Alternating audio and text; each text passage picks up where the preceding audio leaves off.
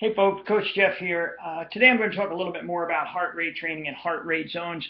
The reason for this talk is I was asked a question today by a teammate who doesn't quite understand why zone 2 is supposed to be easy. She has to work so hard.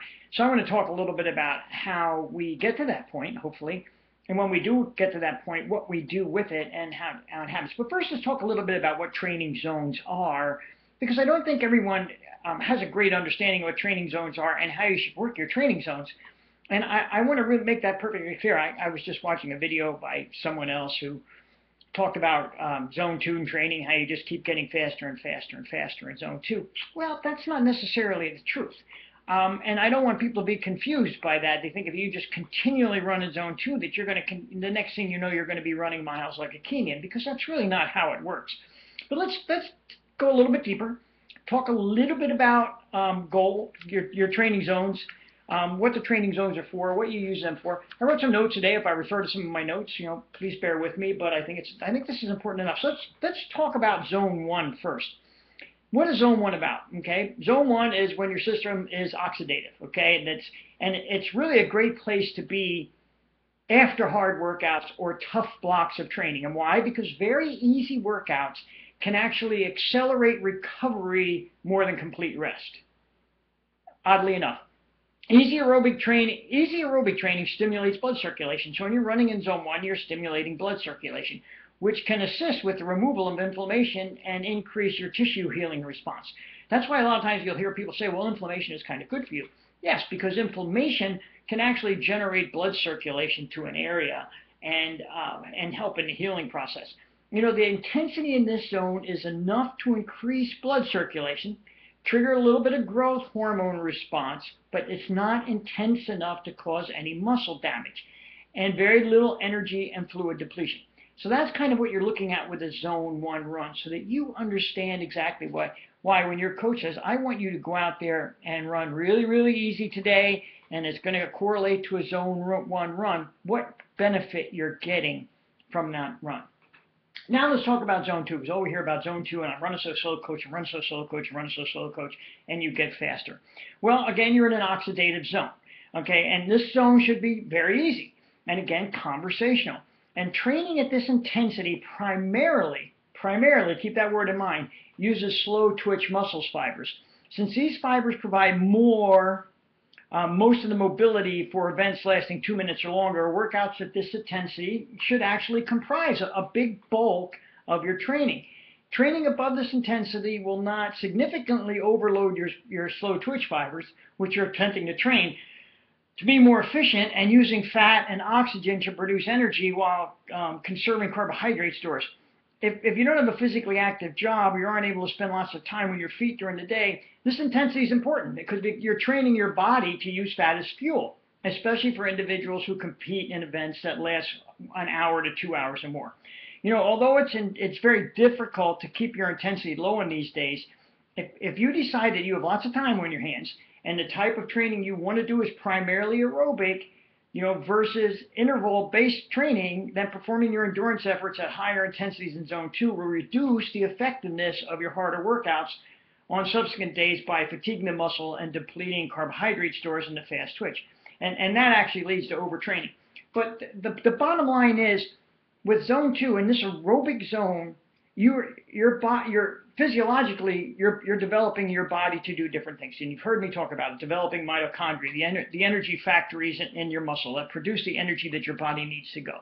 Developing slow twitch fibers. Although new medical science, and this is important because I don't think a lot of people out there are always following new medical discoveries.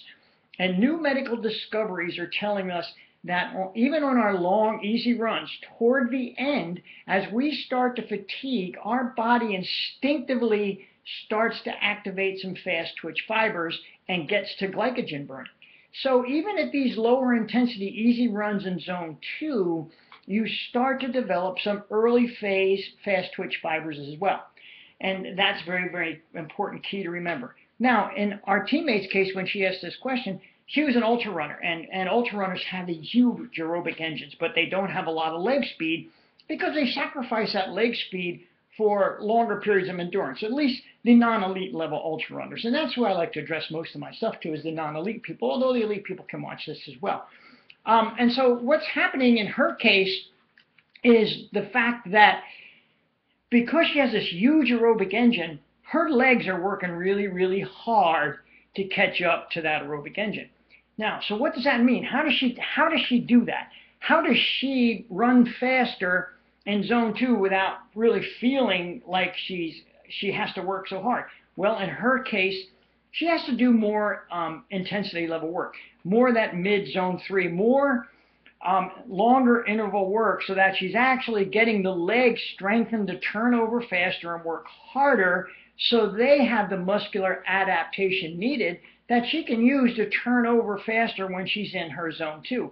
So in this case, for this teammate, she really has to get a little bit more intensity work into her workouts so that she can strengthen the legs, work on turnover so that she doesn't feel like she's working so hard in zone 2. And then when she settles back down into those zone 2 runs, essentially the legs will be caught up to the aerobic capacity. She has a huge aerobic capacity that her legs can't run fast enough to generate without feeling like a lot of work. So she has to do a lot of I like to do fartlek stuff. I like to do surge works, longer zone 3 efforts. And we're going to talk about zone 3 efforts in a minute because it seems to be the most misunderstood training zone that there is. And so as this teammate starts to increase a little bit more speed work, a little bit more interval work periodically, her legs will strengthen, her turnover will get quicker, her fast twitch fibers will get a little bit stronger, so that now when she's working at that zone 2 level at the pace she should be at zone 2, it won't seem like so much work on the legs. Because keep in mind, when you're running zone 2, it just shouldn't be about going out there and running and going nice and easy and not feeling like you had a workout. Again, a big misunderstanding of what aerobic-based training is. And I hear this all the time from other coaches who say, just run zone 2, run zone 2. You're going to get faster, you're going to get faster. No, you're not. You're going to get faster, yes. You're going to get more aerobically conditioned. Your heart's going to become more efficient, but only to a certain point.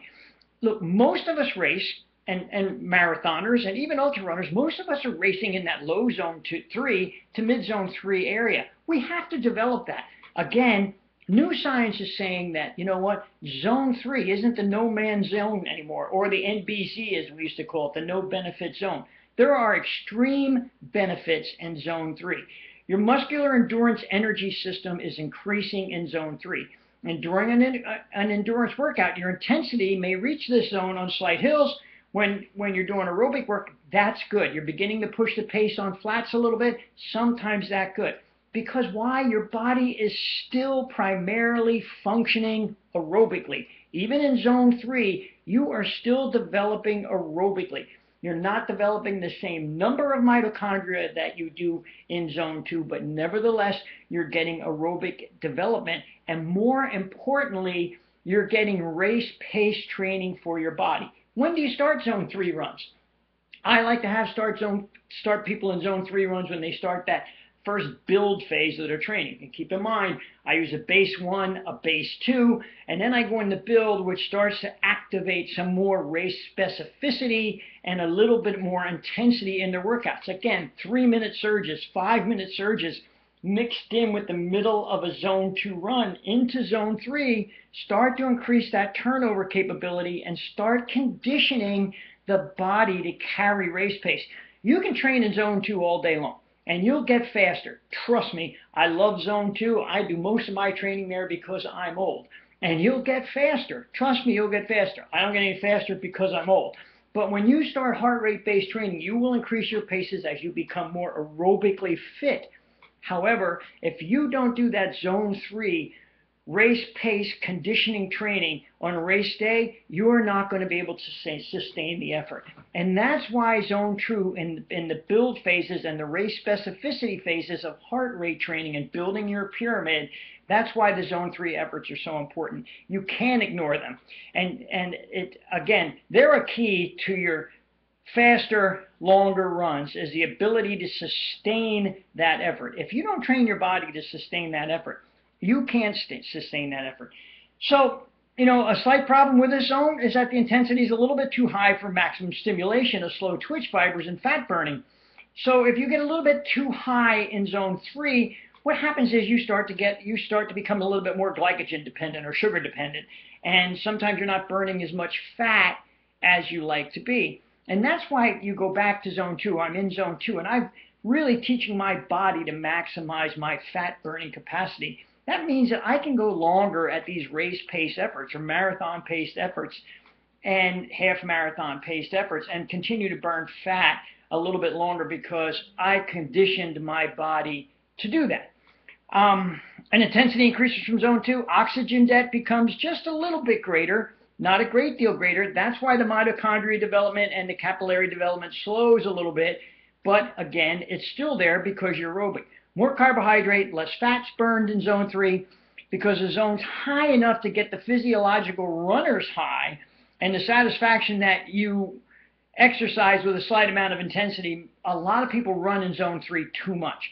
That's where the problem comes in. Not that there's no benefit there, but because you're looking for something out of your run more than you're getting out of zone 2, you have a tendency just to do that, your run's a little bit too hard.